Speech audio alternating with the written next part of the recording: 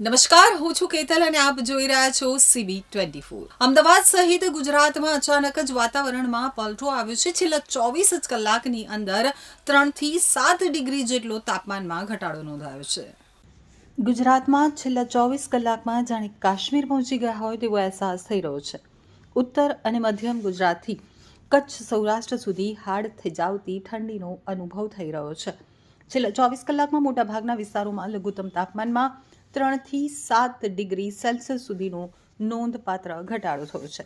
ખાસ કરીને કચ્છના નલિયામાં પારો ગગડી અને 5 ડિગ્રી ઉપર પહોંચતા એ સિઝનનું સૌથી ઠંડુ સ્થળ બન્યું છે।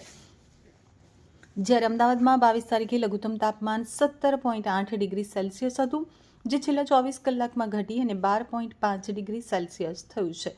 એટલે કે શહેરમાં સીધો 5.3 ડિગ્રી સેલ્સિયસનો ઘટાડો નોંધાયો છે।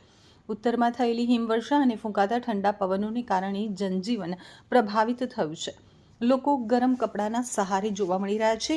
હવામાન વિભાગના અનુમાન મુજબ ઉત્તરથી આવતી ઠંડી હવા અને પવનની ગતિને કારણે આગામી એકાદ દિવસ સુધી ઠંડી યથાવત રહેવાની શક્યતા છે। પહેલી સવાર અને મોડી રાત્રે લોકોમાં ઠંડીની અસર વધુ અનુભવાઈ રહી છે। હવામાન નિષ્ણાત એટી દેસાઈના જણાવ્યા અનુસાર રાજ્યભરમાં અત્યારે કડકડતી ઠંડીનો રાઉન્ડ શરૂ થયો છે। છેલ્લા 24 કલાકમાં તાપમાનમાં 5 થી 9 ડિગ્રી સેલ્સિયસનો મોટો ઘટાડો નોંધાતા જનજીવન પ્રભાવિત થયું છે। સમગ્ર ગુજરાતમાં ઠંડીનો પારો ગગડ્યો છે। લોકો ગરમ કપડાના સહારે જોવા મળી રહ્યા છે। ઉત્તરમાં થયેલા વેસ્ટર્ન ડિસ્ટર્બન્સ અને હિમવર્ષાને કારણે ઠંડા પવનો ફૂંકાઈ રહ્યા છે।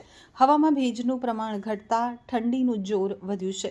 તો આગામી 24 અને 25 જાન્યુઆરીએ આ ઠંડી હજુ પણ જળવાય